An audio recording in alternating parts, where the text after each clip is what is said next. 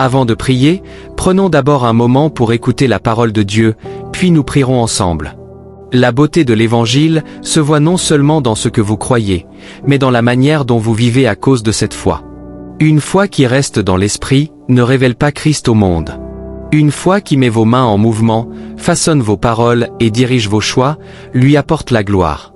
En tant que disciple de Jésus, votre conduite quotidienne doit pointer au-delà de vous, afin que les gens rencontrent le caractère de Christ à travers votre vie. L'Écriture donne le ton à ce genre de vie. Romains 12:9 dit « Que la charité soit sans hypocrisie. Ayez le mal en horreur, attachez-vous fortement au bien. » L'amour véritable est sincère, actif et pur. Il refuse de jouer avec le péché. Il refuse d'appeler la lumière ténèbres. Votre cœur est appelé à rejeter ce qui corrompt et à vous attacher fortement à ce qui est saint. Le monde vous presse de satisfaire chaque désir, de poursuivre tout ce qui semble bon sur le moment, même quand cela s'oppose à la parole de Dieu. Mais le désir ne définit pas ce qui est bon. C'est Dieu qui le fait. Le psaume 119, 105 vous rappelle « Ta parole est une lampe à mes pieds et une lumière sur mon sentier. » Vous ne marchez pas selon l'appétit. Vous marchez à la lumière des Écritures. Se détourner du mal n'est que la moitié de l'appel. Vous devez aussi courir vers ce qui est bon. Dieu est bon. Alors vous courez vers ses voies. Michée 6h8 dit « On t'a fait connaître, ô homme, ce qui est bien. Et ce que l'Éternel demande de toi, c'est que tu pratiques la justice, que tu aimes la miséricorde et que tu marches humblement avec ton Dieu. » C'est clair et pratique. Pratique la justice, aime la miséricorde, marche humblement. Et tandis que vous poursuivez ce chemin, l'Esprit forme en vous le fruit qui ressemble à Christ. Galates 5, 22-23 enseigne que le fruit de l'Esprit est l'amour, la joie, la paix, la patience, la bonté, la bénignité, la fidélité, la douceur, la tempérance. Vous ne pouvez produire ce fruit par le seul effort.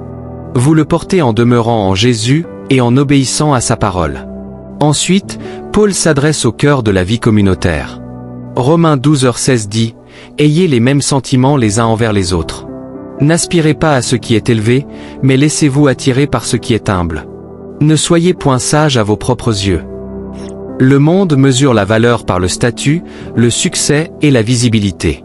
Dieu mesure la valeur par son image gravée sur chaque personne. Dans son royaume, les personnes négligées ne sont pas oubliées. L'Évangile vous pousse vers l'amour. Jean 13h35 dit « À ceux-ci tous connaîtront que vous êtes mes disciples, si vous avez de l'amour les uns pour les autres. » L'amour n'est pas de la flatterie envers les importants. L'amour, c'est le service envers tous. Vous écoutez avec attention. Vous traitez chaque personne comme quelqu'un pour qui Christ a jugé bon de mourir. L'humilité renforce cette posture. Philippiens 2, 3-5 dit « Ne faites rien par esprit de parti ou par vaine gloire, mais que l'humilité vous fasse regarder les autres comme étant au-dessus de vous-même. Que chacun de vous, au lieu de considérer ses propres intérêts, considère aussi ceux des autres. Ayez en vous les sentiments qui étaient en Jésus-Christ. » Le modèle, c'est Jésus. Il s'est incliné pour vous relever. Maintenant, vous vous inclinez pour relever les autres. Cette humilité n'efface pas la conviction. Elle l'affine. Vous tenez la vérité sans orgueil et vous montrez la miséricorde sans compromis. Vous parlez avec grâce et vous vous tenez avec courage.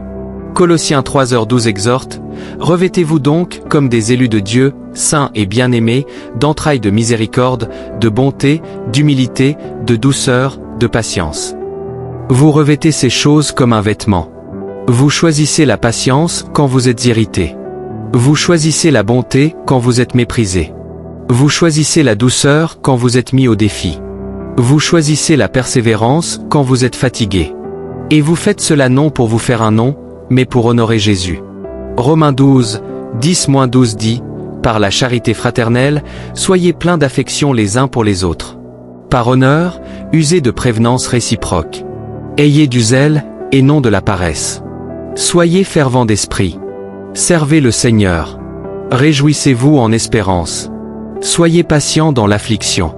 Persévérez dans la prière. » Que ce soit votre but aujourd'hui, aimer sans hypocrisie, avoir le mal en horreur, vous attacher au bien et marcher humblement avec Dieu. Valorisez chaque personne parce que Dieu la valorise. Servez dans le silence, pardonnez rapidement, bénissez librement et tenez-vous fermement sur la parole. Quand vous trébuchez, courez vers Jésus. Quand vous êtes fatigué, regardez à sa force. Quand vous êtes incertain, recherchez sa sagesse. Et tandis que vous vivez ainsi, votre vie pointera vers Christ, celui qui vous a sauvé et celui qui est digne de toute gloire à jamais. Maintenant, prenons un moment pour prier ensemble. Cher Père, ta parole dans 1 Corinthiens 10, 31-33 m'enseigne que, soit que je mange, soit que je boive, soit que je fasse quelque autre chose, je dois tout faire pour la gloire de Dieu, sans être une occasion de chute pour personne, cherchant non mon avantage, mais celui du plus grand nombre, afin qu'il soit sauvé. Je reçois cela comme un appel personnel. Façonne mes motivations, affine mes pensées et ordonne mes pas, afin que chaque tâche ordinaire et chaque choix caché devienne une offrande qui honore ton nom. Que ma vie conduise les gens à Jésus. Seigneur, si tu as placé quelque capacité dans mes mains, aide-moi à l'utiliser fidèlement. Tu dis dans 1 Pierre 4h10 que chacun doit mettre au service des autres le don qu'il a reçu, comme de bons dispensateurs de la grâce de Dieu. Enseigne-moi à gérer le temps, les paroles, les ressources et les compétences avec soin et avec joie. Et comme Colossiens 3h17 le dit, et quoi que vous fassiez, en parole ou en œuvre, faites tout au nom du Seigneur Jésus, en rendant par lui des actions de grâce à Dieu le Père. Jésus, je t'élève chaque personne qui prie avec moi. Pour ceux qui enseignent, qu'ils enseignent pour ta gloire. Pour ceux qui servent dans des rôles cachés comme les huissiers et les aides, que leur fidélité brille devant toi. Pour les dirigeants et les ouvriers, pour les organisateurs et les guerriers de la prière, que chacun trouve sa force dans ta présence. Comme Matthieu 5h16 l'enseigne, que notre lumière luise ainsi devant les hommes, afin qu'ils voient nos bonnes œuvres et glorifient notre Père qui est dans les cieux. Où que tu m'aies placé, que ma conduite reflète ta bonté et que mes paroles portent le parfum de Christ. Rends-moi lent à la colère et prompt à pardonner. Ta parole m'exhorte dans Jacques 1h19 à être prompt à écouter, lent à parler, lent à se mettre en colère. Entraîne mon cœur à répondre avec miséricorde. Conduis-moi à étendre la grâce, en me souvenant combien gratuitement la grâce m'a été donnée. Comme Éphésiens 4h32 le commande, aide-moi à être bon et compatissant, à pardonner aux autres comme Dieu m'a pardonné en Christ. Que ma première impulsion soit la compassion, non la plainte. Père, enseigne-moi à être prévenant envers les autres et attentif au corps de Christ. Garde-moi de l'ambition égoïste et de l'orgueil. Ta parole dans Philippiens 2. 3-4 m'appelle à ne rien faire par esprit de parti ou par vaine gloire, mais avec humilité à estimer les autres supérieurs à moi-même, en ne regardant pas seulement à mes propres intérêts, mais aussi à ceux des autres. Donne-moi des yeux pour voir les fardeaux que les gens portent et le courage de les servir avec un amour discret. Que je recherche ce qui contribue à la paix et à l'édification mutuelle.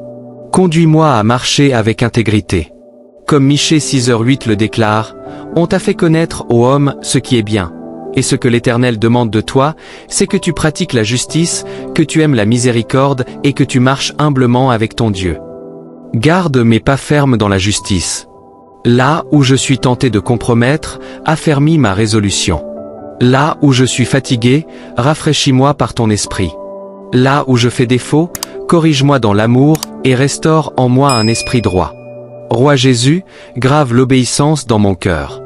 Aligne mes affections sur ta volonté, et apprends-moi à me réjouir dans tes voies, et à croire que tes commandements sont ma liberté. Ouvre mon cœur pour aimer même ceux qui s'opposent à moi. Tu m'appelles dans Luc 6h27 à aimer mes ennemis, à faire du bien à ceux qui me haïssent, à prier pour ceux qui me maltraitent et qui me persécutent. Remplis-moi si profondément de l'amour de Christ, que je bénis quand on me maudit, que je sers quand on me néglige, et que j'intercède quand je suis blessé. Que le fruit de l'Esprit grandisse en moi jour après jour. Saint-Esprit, règne dans ma vie intérieure.